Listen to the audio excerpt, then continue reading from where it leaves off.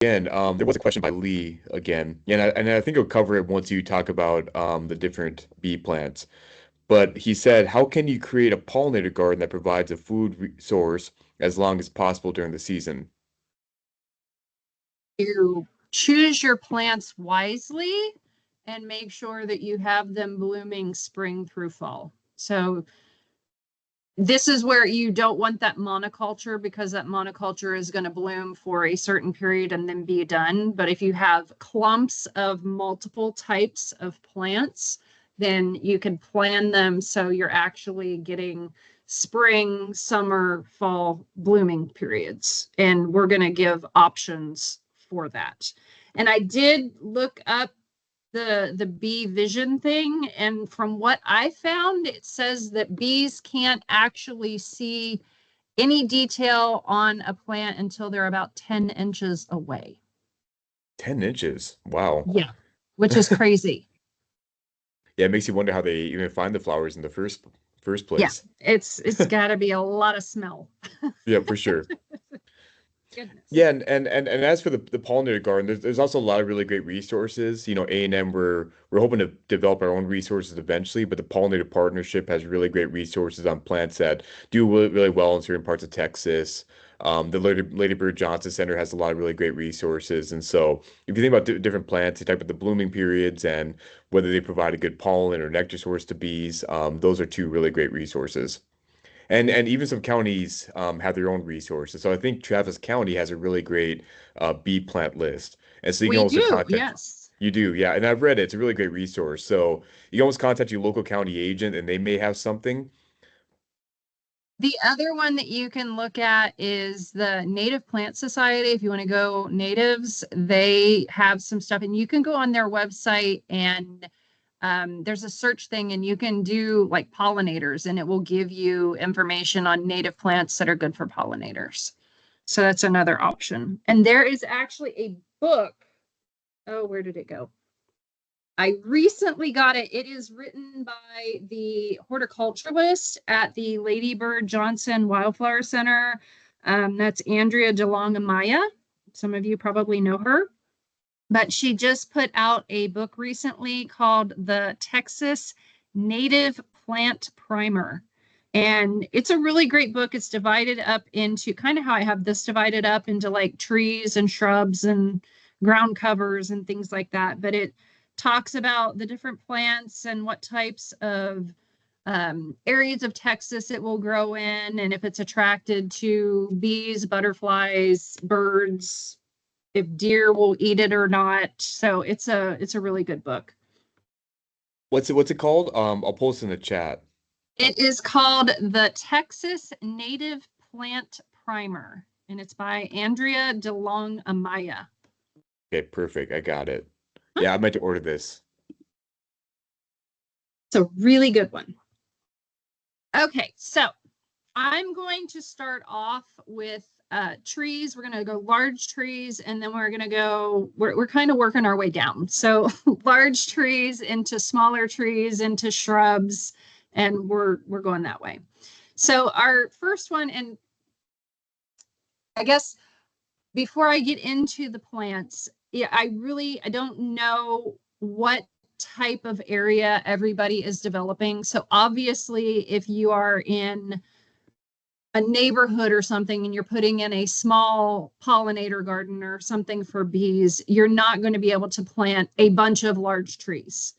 But if you have acres, then you can think about kind of placing these. So something that when you're putting trees into the landscape that you have to remember is that when they are mature, they're going to provide shade, and that is going to cause the plants that you have around them, it's going to modify the amount of sunlight they get. So again, plan for things as their mature size. And, with trees, because some of these are more quickly growing than others, some of them are very slow growing.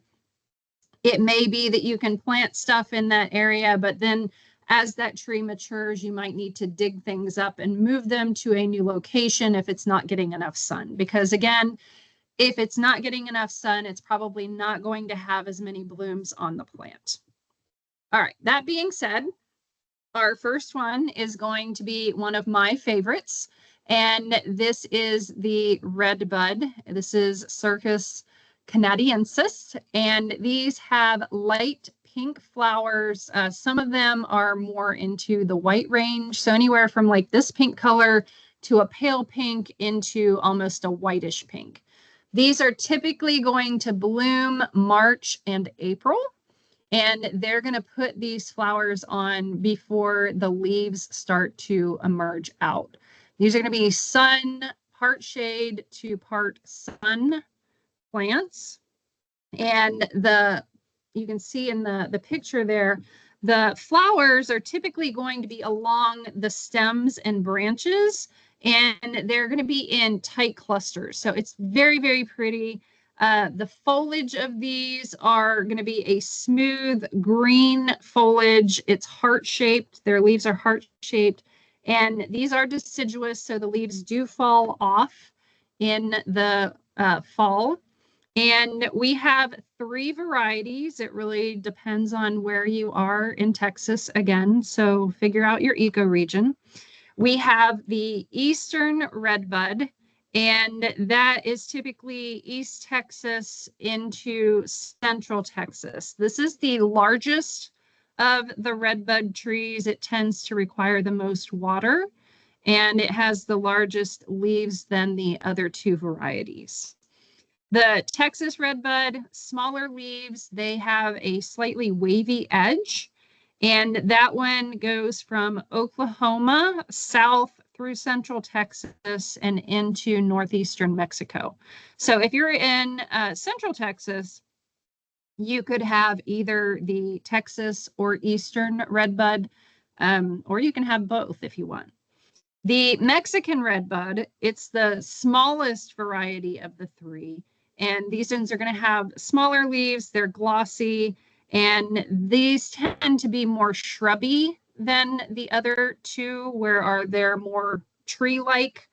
And these are going to, the Mexican redbud occurs generally in West Texas and, of course, Mexico. Nope, that didn't work. There we go. All right, our next one, probably very familiar to a lot of people. And depending on who you are, this may be a plant that you want. This may be a plant that you want to get rid of. And this is the honey mesquite. This gets 20 to 30 feet in both height and width. They are going to have creamy white to yellow flowers that are kind of in a like a spike, like I don't even know how to describe a spike, I guess, kind of like an elongated spike. And you can see the flower there in the lower left-hand picture, whereas the full tree is kind of on the right-hand side. So these ones are going to be very fragrant. They tend to bloom March through May, but they can sporadically bloom summer and fall depending on how much rainfall we get. If we get a lot of rain, then they will put on blooms. These do prefer sunny areas. And like I mentioned, these, depending on who you are and where it's located, it may be that you consider this to be a problem. A lot of people that have these in their pasture find these as weedy plants and they will eradicate them. And usually that is because the twigs and branches, the small ones, are going to have very sharp, long, sometimes up to 2 inches in length thorns that can be very painful if you come into contact with them. But those are usually found more so on young plants. So, when things are in the shrubby stage, not necessarily the tree stage. But these are, very, very good plants. That's why it's called a honey mesquite.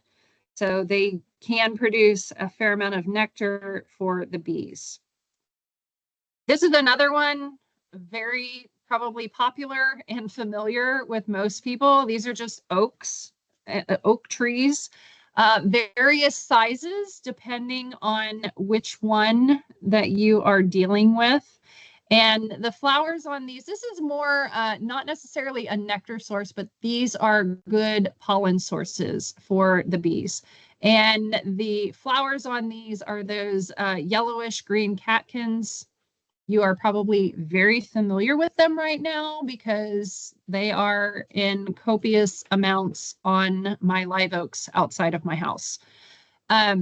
So when you come outside and your car is kind of that yellowish green color and it pollened overnight, that is from the oaks. So these are typically blooming March through May. And again, depending on which one, full sun to part shade on these. And we have two groups of these. We have our white oaks and our red oaks. White oaks are things like live oaks, bur oaks, post oaks. So a lot of the ones that we deal with, but we also do have red oaks. The thing that you do have to be aware of with oak trees is the oak wilt, which can be problematic. That is spread by a beetle, a nididulid beetle, and they're usually attacked or attracted to wounded areas on the oak trees. And that can spread the fungal spores and that can cause the oak wilt to spread. But the oak wilt can also spread through the root systems of the trees. So it's very important if you do have oak trees that you pay attention to when and how you're pruning. Try to prune either when it's really, really cold outside or when it's really, really hot in the summertime, and make sure that any wound that happens, whether that is from you pruning or hitting it with a weed eater or a lawnmower, that you cover that up with either sealant or paint or something so that is not exposed to those beetles. And then the other thing is, if somebody around you or nearby has oak wilt on their trees and those roots might come into contact with your oak trees, you might need to have somebody come out and trench. So again, just be aware of that. I can never say this one correctly. Huasachi. So this one is anywhere from 15 to 25 feet when it's mature. And these are going to have yellow flowers that are very fragrant. I love these so much because the flowers just look like little tiny puffballs. There are several of those that I have in here because I am kind of obsessed with that flower shape. This one is often mistaken for mesquite because the branches are also spiny. So a lot of people, especially when they're small, they think that this is mesquite. So flowers are going to be small. They are fragrant. They tend to be clustered on the branches like that. And these can be grown in sun to part shade. And an interesting kind of little tidbit that's random. In Southern Europe, this species is planted a lot, and they actually collect the flowers and use those as an ingredient to make perfume. Okay, moving into our smaller trees. Our first one is going to be the desert willow, and this is a great tree that can survive drought conditions. I mean, you plant it and it does its thing. It's amazing. So these can get up to 25 feet with a width up to 15 feet. They often are going to have kind of a twisting trunk. Usually it's multi-branched. The flowers here are going to be tubular in shape.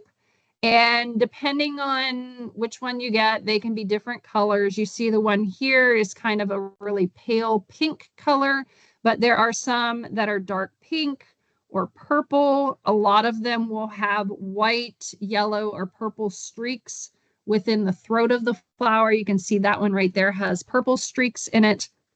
So again, that is guiding those bees to the nectar source. So even though they can't see it until they're close, they're going to pick up on that smell and then they're going to see that. So these are great because they bloom for a really long time. So these are a spring through early fall bloomer. So April through September. And these are named a desert willow because they look very similar to the willow tree with that kind of thin leaflet that they have. And these do grow fairly rapidly. So it's a good one to kind of put in the ground and it kind of pops up. They are drought tolerant, and these are typically found in south central Texas, clear down into Mexico, and then it goes west also all the way to California. So very large part of Texas. So essentially, if you're in East Texas, this might not be the tree for you, but if you're anywhere west of I-35, you're good to go. The next one is the prairie crabapple. This one is 30 by 30 feet. Very pretty flowers on this one. They're anywhere from a pinkish color to a white, very fragrant, just like apple tree would be. And these are going to be a spring bloomer. So April and May, they grow in sun to part shade typically. The flowers tend to be in large clusters, and these are usually found more in the eastern part of Texas, so more the eastern prairie region and into the river valleys. Another one that I absolutely love, I used to have one of these in my yard and I absolutely loved it. The smell of it in the springtime was amazing, but it got old and I had to cut it down. And this is the Mexican plum. It gets anywhere from 15 to 35 feet tall with a width or spread of about 20 feet. The flowers here usually are white, but they may go a little pinkish. Very, very fragrant. This is also sometimes known as the big tree, and this does produce plums. Blooms on the tree. This is an early season bloomer, so when we don't have a whole lot of stuff really out, this is a great tree to have around because this is one of the first ones that pops out those blooms in the springtime, usually February into March. So the plums that this produce, they start off kind of a yellow and then they turn kind of a pinkish color and then they eventually go to a purple. As they ripen, they usually reach their full ripeness, I'm going to say late September, early fall, and you are able to eat them. So you can either eat them fresh. They are somewhat sour or more sour than other types of plums that you might get at the grocery store, and they are smaller. So you can either eat them fresh or you can make them into preserves. And this is essentially the wild plum that we get anywhere, again, from east down, anywhere from Kansas clear down into Texas. I need to get another one of these for my yard because I love it. Our next tree is the Mexican buckeye.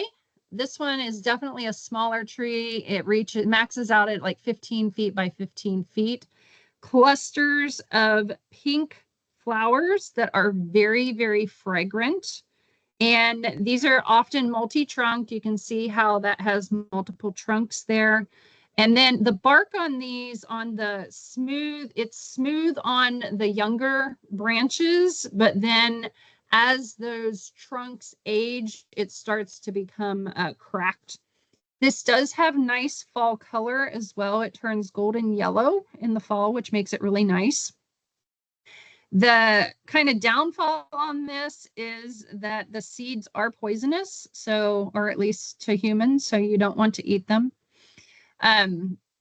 These are going to bloom again, kind of springtime, so March into May. The bees that get nectar from this, produce really good kind of fragrant honey from the flowers, just because it does have a really good scent.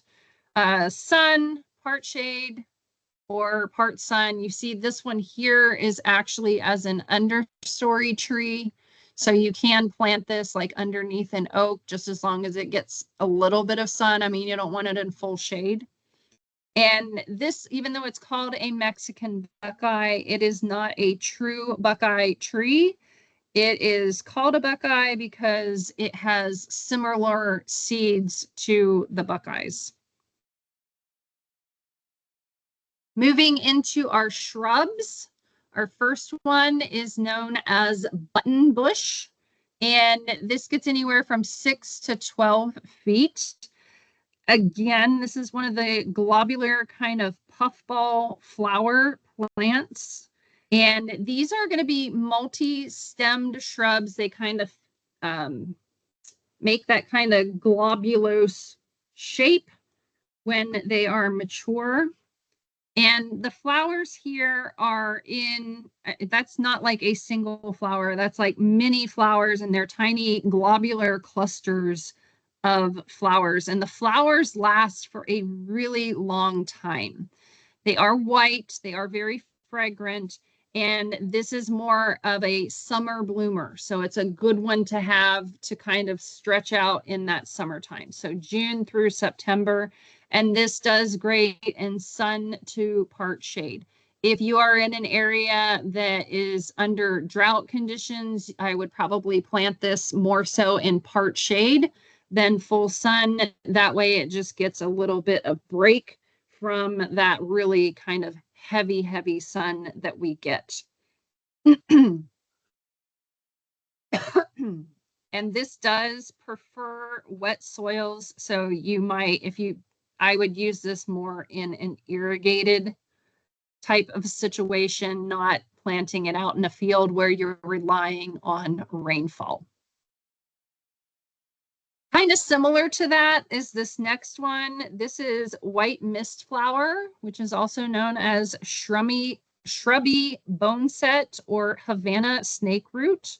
This is another kind of mounding or rounded shrub that has lots of branched stems. This can get up to 4 feet by 4 feet. And the flowers here are, again, long lasting, very fragrant, and they tend to be either a light pinkish color to a white color. And they are in kind of fuzzy clusters. Excuse me. This is going to be one of our fall bloomers. And this is going to be typically putting on those blooms in October and November. So this is one. So once you go through these plants, you can kind of see, you can pick and choose which ones are going to bloom and provide that succession of blooms spring through fall. This is a drought tolerant plant that is adapted to a lot of different soils as long as it is well drained. And you can grow this in both part shade, sun, or part sun. This does tend to bloom best if you cut it back each wintertime, and cut it back a lot, not just kind of clipping off the ends. You want to cut it back so maybe like 6 to 18 inches off the ground. Our next one is the woolly butterfly bush. This one gets up to 4 feet by 4 feet. This is another one that blooms for a really long time, anywhere from June through November. It does need well-drained soil, but it works well in a variety of soil types. And this works really great in high temperatures. So those hot summers, this will do great in. But if we have really severe freezing temperatures, it can freeze back to the ground, but it will grow back from the roots. So while it may die back in the wintertime with the freeze, it will grow back from the roots. In summertime, if you have it in full sun, you might need to irrigate and provide supplemental water. That is going to allow it to grow more quickly and it will produce more flowers with that water. So again, you're providing it with what it needs to grow.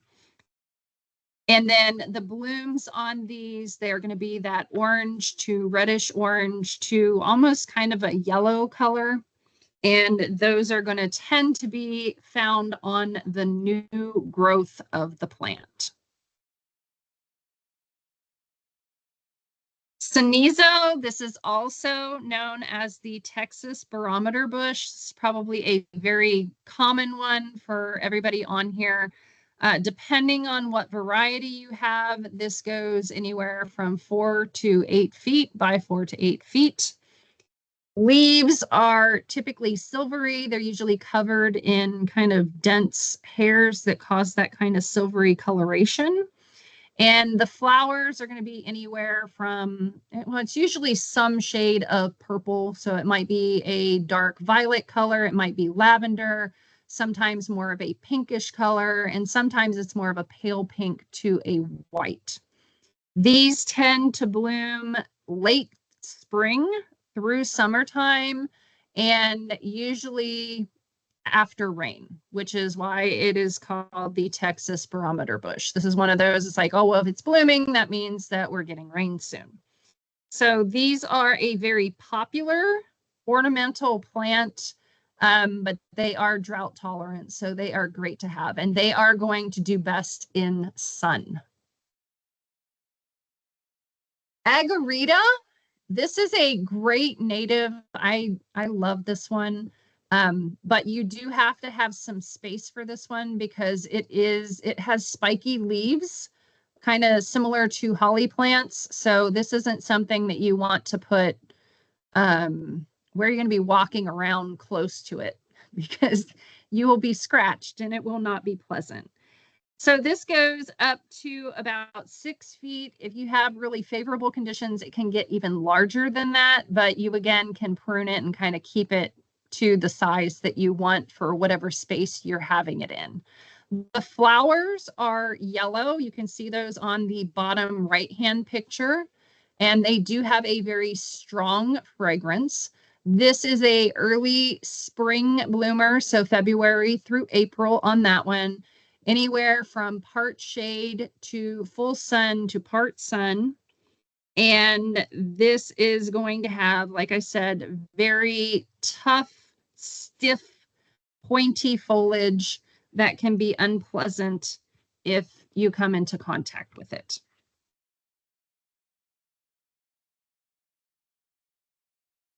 The yellow bells or Esperanza, this is a very popular landscape plant.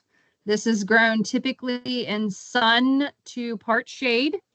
Typically, this gets up to 3 to 6 feet, but if you live in more southern regions of Texas, it can get up to 9 or 10 feet tall.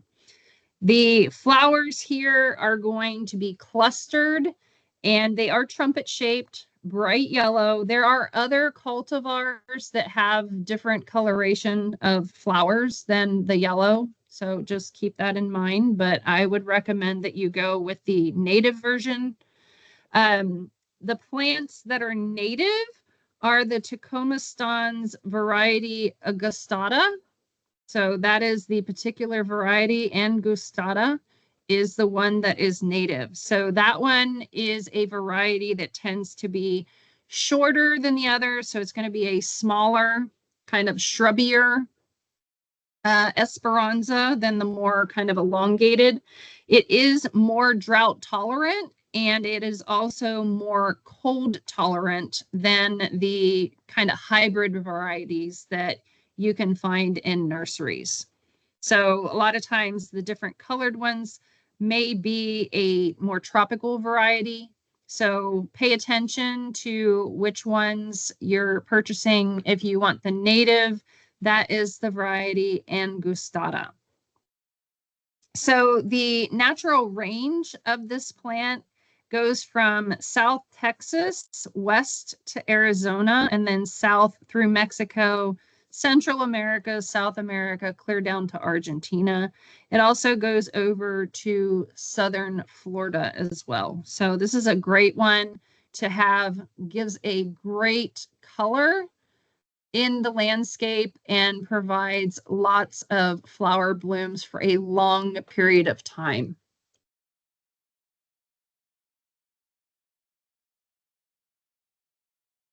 Okay, skeleton leaf, golden eye, or resin bush.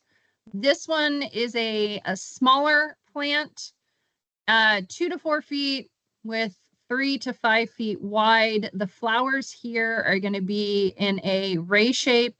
So this is going to make it more accessible to a wider variety of insects. And this is going to be a fall bloomer. So this is one to put October, November. We don't have a lot of plants necessarily. Well, actually, we do. It just depends on if people plant them.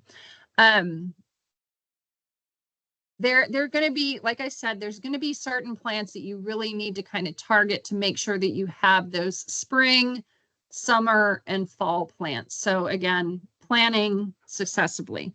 These are going to work best in sun to part shade.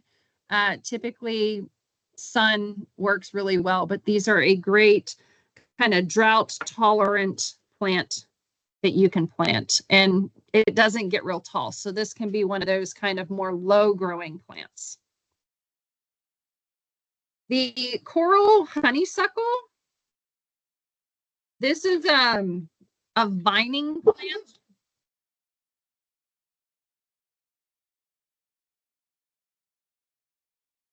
All right, so moving into our vines. On a minute. Hey, enough. This one is going to need some structure or something to climb on. I would not recommend that you plant it at the base of a tree and have it climb up the tree, because then it will then strangle the tree and kill the tree, unless that's what you're trying to achieve. I would do a trellis of some sort or a fence of some sort, but it is going to need structure. So this can go 12 to 20 feet. And the flowers here are going to be red on the outside of it. Enough. The inner part of that flower, if you look on the inside, that one is going to be either orange, red, or yellow. It is a tubular shaped flower. And these are going to typically be blooming March through June. Very, very fragrant on these. It can bloom longer periods, again, depending on rainfall that we get.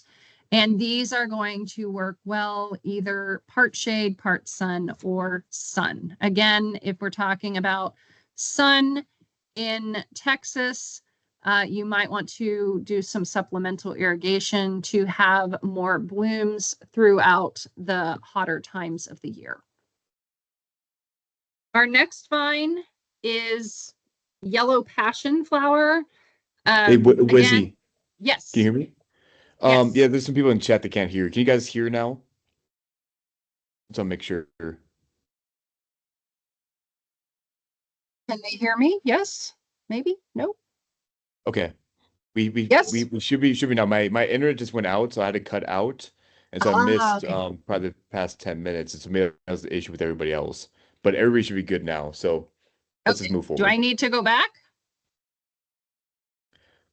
Was everybody able to see the past few slides? Okay, so you didn't miss anything. Okay.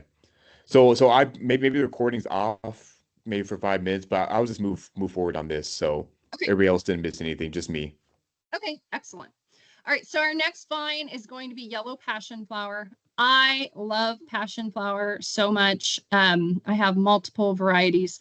So this one is a good one, one of our native ones. So this one gets 10 to 15 feet tall. Again, you're going to need to have some sort of a support, trellis, fence, whatever. Again, would not recommend a tree unless you want it to smother it. But the flowers here, they're flat, they're open, they are a yellowish green color, and they bloom for a long period of time. So these are going May through October.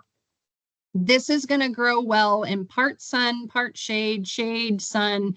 It is kind of all over the place. And if you've ever grown passion flower, um, it comes up where it wants to come up, and it comes up a lot. So it may be, some people will consider it invasive. So just pay attention. You might need to control it, or, if you're like me and you just don't care, that's fine. And not only does this provide pollen and stuff for the bees, but this is also a great food source for the fritillary butterflies. So you kind of get a twofer on this one. And the little interesting thing, pollen from this species is the only known larval foodstuff of the passion flower bee, which is delightful. All right, moving into our next one. These are the Asclepias, the milkweeds. And what I want to encourage everyone to do, if you are going to grow milkweed, you need to grow native milkweeds. I am trying to encourage people to stop buying and growing. If you already have it in your yard, I would suggest removing it, the tropical milkweed, because that is not helping our monarch butterflies. A lot of people plant it because they think that it is, but it is not doing anything good. Yes? Okay. So milkweeds are named for the milky substance that is essentially comes out of the plant when it gets damaged, that contains a cardiac glycoside, and that is going to be toxic to humans and various other species. But then there are other things like the monarch caterpillars that are going to incorporate that into their body, and then that can then serve as protection for those caterpillars and butterflies when predators come to eat them. So flowers on the milkweed are going to be green, white, yellow, orange. It really depends on what species of milkweed that you are planting. And again, there's going to be a range of when they bloom. Again, depending on species, that could be anywhere from March through September. What we're doing and why I encourage people to grow the native milkweeds is because those native milkweeds are going to die back in September, and they're not going to disrupt the fall migration of the monarch butterflies as they go to Mexico. Milkweed you can grow in sun to part shade. And if you want to know the milkweed species for your area, Texas Parks and Wildlife has a great guide of all the different milkweeds and where they are found in Texas and how to grow them. And if you're interested in that, I can certainly send that along.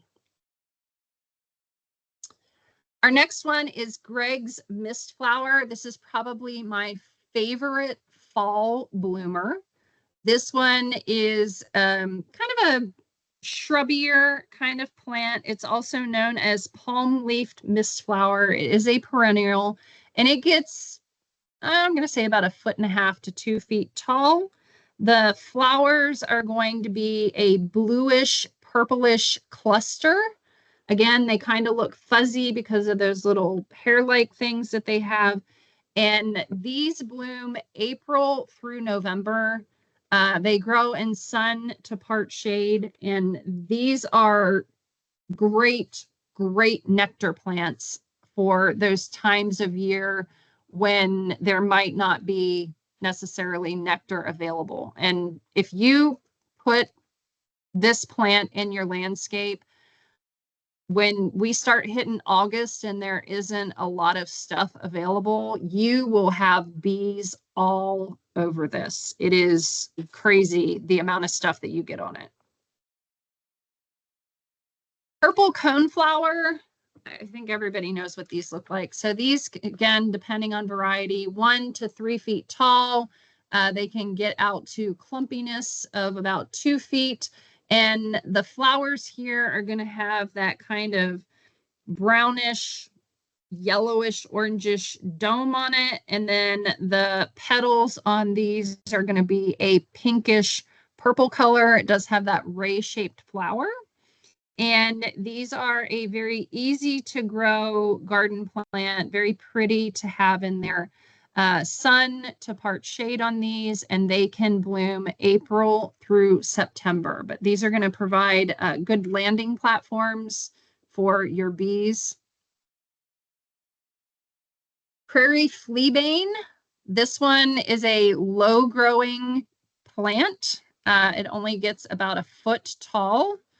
And the flowers here, again, a daisy-like flower, but these are going to have a yellow center with the white petals on them. And these are a very long blooming flower. So anywhere from February through November. Usually when it gets late in the season, so starting that kind of October, November-ish, it gets kind of, I'm going to say, leggy or straggly, and the plant kind of falls over. And so that you can do some pruning and whatnot to kind of make it look better if you want. Sunflowers, huge variety of various sunflowers, depending on which ones you get. Anywhere from 4 to 8 feet. Flower sizes can also vary depending on which ones you get. The flowers are going to be in a ray shape. They have a brown center with the yellow petals on them. And bloom period can be anywhere from May to November. These do best in sun. They can also grow in part shade. I would recommend either the common sunflower or the Maximilian sunflower. I have the Maximilian in my pollinator garden, and it does really well later in the summer into fall. Lantana is another one that probably everybody already has in their landscape. It's just so common in Texas. So depending on what kind you have, 1 to 5 feet tall by 3 to 5 feet wide.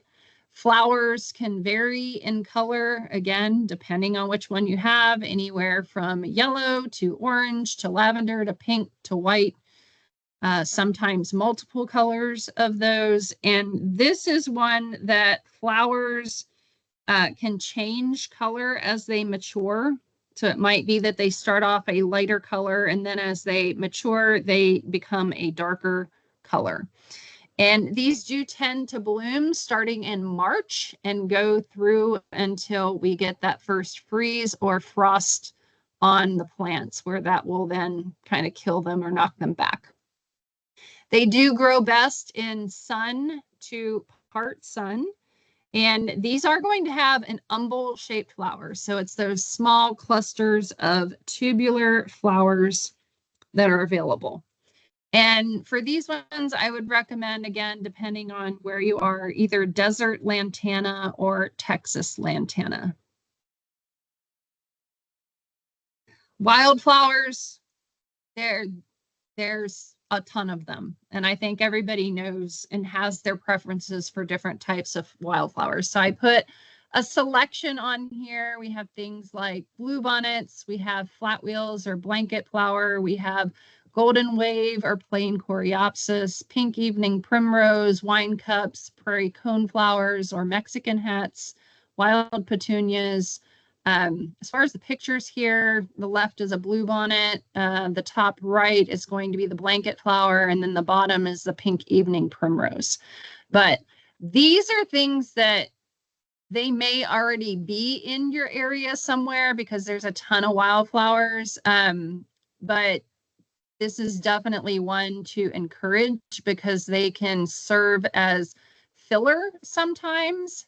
as to when they're blooming and what you might necessarily need in the landscape. So a lot of times you could just throw out seed and wait for it to come up. That's generally what I do. And it might not come up that first year, but because some of them have a thick seed coat and I don't do all of the processing of seed and whatnot, I just kind of chunk it out there. And when it grows, it grows. But these can be great to have. And you can even create like a little, almost like a pocket prairie in one section. This would be something that would be good getting a mix of these wildflower seeds and putting that along a pollinator corridor that could attach to habitats that you might have that I talked about earlier. All right, horse mint. This is also known as lemon bee balm. This gets 1 to 3 feet tall, gets maybe up to 2 feet wide. And the flowers here are going to be, I don't know, kind of like poofy little tufty things on a tall stalk. And they are generally pinkish, purplish, whitish colors. And they are going to have a very strong, fruity scent. So it's almost like lemony, hence the name lemon bee balm. And that when you rub the plant, that's when you get that kind of smell. So these are fairly easy to grow. They tend to bloom spring through early summer, so May through July typically. And you will see these in sun to part shade. Rock rose, this is another easy grower that I have in my landscape. This is a kind of a small shrubby type plant. They can get up to 3 or 4 feet by 3 or 4 feet. Pink flowers, they are open access, and these are going to have successive blooms April through November. I mean, this is one of those to, you know, it blooms for a really, really long period of time. The other thing that I like about this is you can grow this in full sun, part shade, or part sun. I have it in various areas of my landscape that get different amounts of sunlight, and it does well in all of them. Mealy blue sage, you knew I couldn't get away from this. I had to put some sort of salvia in here because there are a bunch of different salvias that are going to be great for bees. But this is the one that I choose because I like the blue purple color. So mealy blue sage, this one gets 2 to 3 feet tall, about 1.5 to 2.5 feet wide. And these are going to have those dark blue to violet flowers. They are going to form like a cluster towards the end of that stem. So it kind of has that floral stalk at the tip of the plant on the upper part. These ones are going to bloom typically April through June, and this does well in sun to part shade. And of course, this is going to smell like the other salvias because they all pretty much smell the same. The asters, this is another one that is great to have planted for the fall. And there are multiple types of them, anywhere from 1 to 5 feet tall, and these can spread a lot depending on which species you're dealing with. Flowers on these can be anywhere from a light blue color to a purple lavender to sometimes white. Part shade, part sun, shade sun. This is another one. It grows in a variety of areas, and it grows well in essentially all hardiness zones. I would recommend, if you're going to plant an aster, to try Texas aster or fall aster. I personally have fall aster in my landscape. Frostweed, This is another one I absolutely love because of what it does when it freezes, but it's also a great pollinator plant. This one gets 3 to 5 feet tall, 2 to 4 feet wide, and it has clusters of white flowers at the tips of the stems, blooming in the late summer into the fall, so September through November. And this one is going to need more shaded areas. So dappled shade, actual shade, or maybe part sun. If you're doing part sun, I would say it needs to be, excuse me, I would say if you're doing part sun, that it needs to be morning sun, not afternoon sun. So this spreads through rhizomes. So if it dies back to the ground, it's okay. It will come back from those rhizomes. And the cool thing about frostweed, and I should have put a picture on here, freezing temperatures, when we get that first freeze of the year, the stems exude water and that water will freeze. And so at the base of the plant, you'll have these like essentially frozen water shapes, and they are amazing to look at. They're beautiful, and that's how it gets its name, frostweed.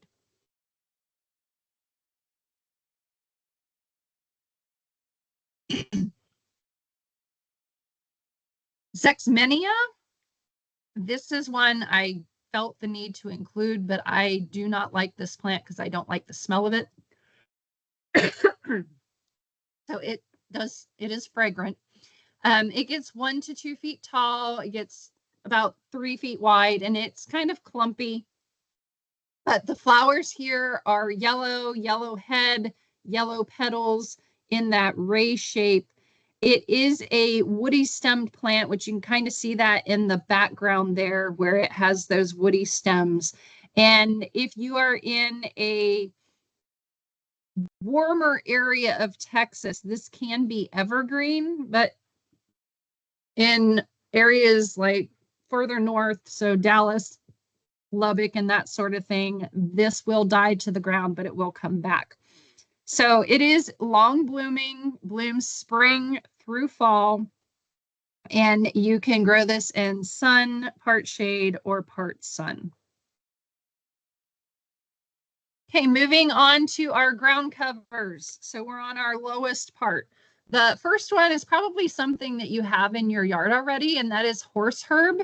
This is also known as straggler daisy or prostrate lawn flower.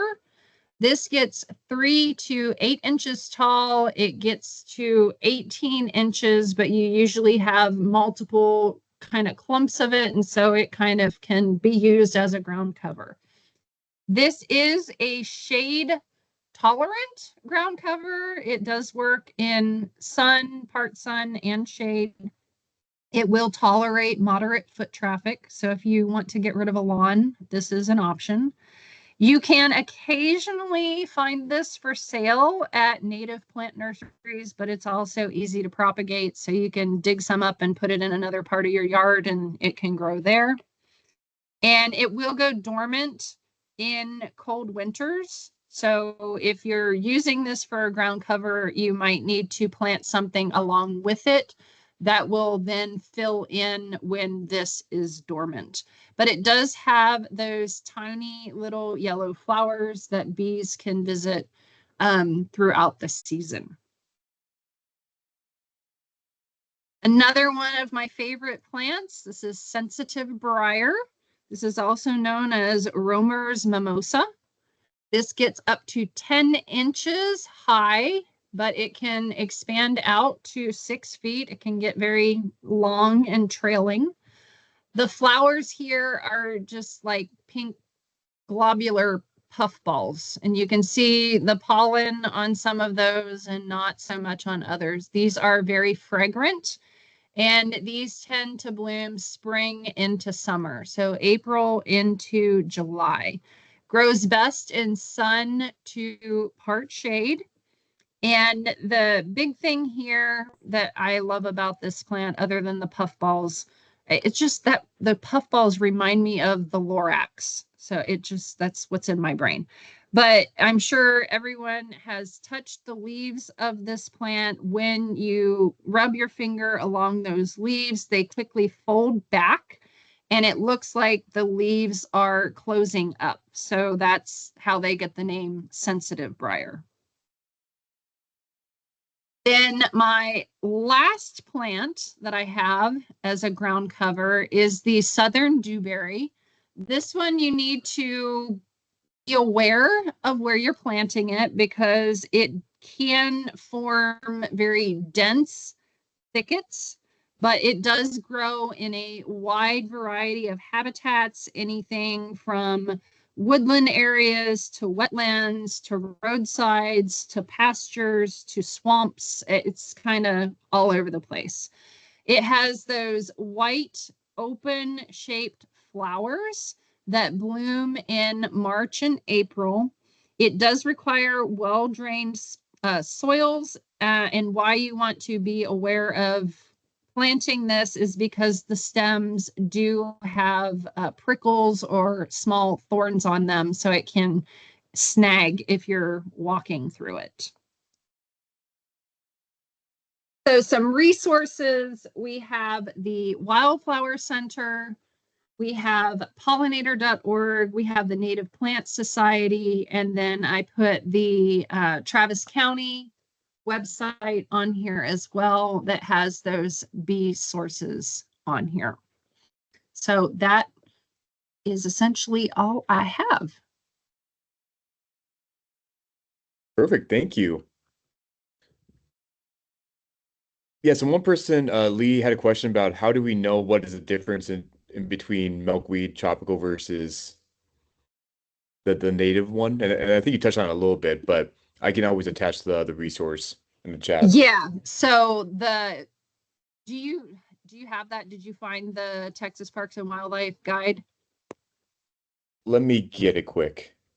I was going to say, because I think I have it downloaded on my computer, but I would use that guide because it's going to tell you where you can plant the certain types of milkweed.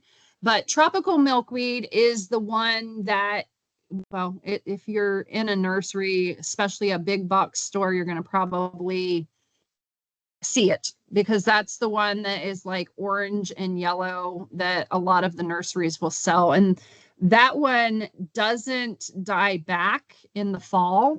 So when the monarch butterflies come through in the fall, they tend to break that migration pattern and they stop, they mate. They're going to lay their eggs on the plant. And then usually, December, January, I have people calling me saying, I have monarch butterflies and what do I feed them and what can I do with them? So Ski had a question, how about Texas dandelions, weed or wildflower? It depends on how you feel about them. I am all about dandelions. I leave the ones that come up in my yard. I have some right now and I'm just letting them go to seed. But again, it all depends on your feelings. Essentially, if you want to leave them, then I say go for it because they are great plants and they are blooming for long periods of time. And I think they're wonderful, but not everybody agrees with me. So if you're dealing with somebody that's coming out and asking to control weeds at your house, they're going to probably say we need to get rid of these dandelions. But that's why I don't let those people do things at my house. Yeah, so Monica, yeah, and this is an interesting question by Monica because I was thinking about this too. And so she said, "What do you think about Texas mountain laurel tree and honeybees? Does it make honey toxic?" I thought I read that somewhere. And I know I talked to a few beekeepers in like Alabama, Georgia area, and if you consume the honey from mountain laurel, that's toxic. But I'm not sure about the Texas mountain laurel and whether it's toxic to bees. It's probably toxic for human consumption, but I'm not sure about Yes. bees, and I think you wrote about it too. I on the mountain laurels is I think that one is one I because I know that the any part of the mountain laurel for humans is toxic, whether that is flower or the foliage or the seeds or whatever. but I think it's toxic for bees as well. Texas. That's what I thought. But I'm not sure about the And different then there's species for also, what's the Texas. other one that is toxic for bees? It's that yellow vining plant. Yellow jessamine, or a lot of people Yes, just call it that yellow one. jasmine. Yeah. Yeah.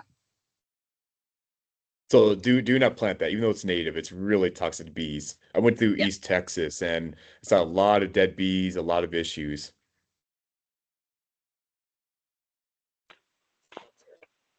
And then also, yeah, the California buckeye, that's also toxic, but you don't find that here in Texas. Let's see, another question.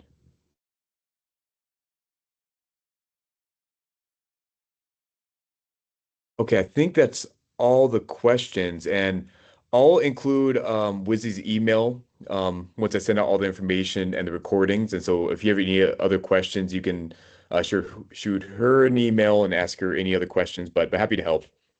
But yeah, th thank you, Wizzy, for joining us today. I really enjoyed it. I learned a lot. And so next week. It's more of just a review session, and so it's entirely optional, but we'll cover the advanced exam, talk about dates, and I'll have a study guide available for that. And so I guess we'll see you guys all next week unless there's any other questions for Wizzy while she's online. Okay, I don't think so. All right, thank you. Thanks, everybody.